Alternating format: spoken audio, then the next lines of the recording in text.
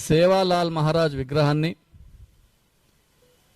అడవి ప్రాంతంలో కాకుండా హైదరాబాద్ పరిసర ప్రాంతాల్లో ఏర్పాటు చేయాలని లంబాడి హక్కుల పోరాట సమితి సంఘంతో పాటు అన్ని సంఘాలు, సేవాలాల్ సేన, బంజారా సేవా సంఘం, బంజారా సంఘంతో పాటు ఆల్ ఇండియా బంజారా సేవా సంఘం, అన్ని సంఘాలు ఏకతాటికై ఒక డిమాండ్ చేస్తూ ఉన్నది. మీరు మధ్యమడుగులో సేవాలాల్ మహారాజ్ విగ్రహాన్ని ఏర్పాటు చేస్తే, మధ్యమడుగు అనేది హనుమాన్ టెంపుల్, అక్కడ హనుమాన్ చాలీసా, అక్కడ మాలలేస్తారు, అది హనుమాన్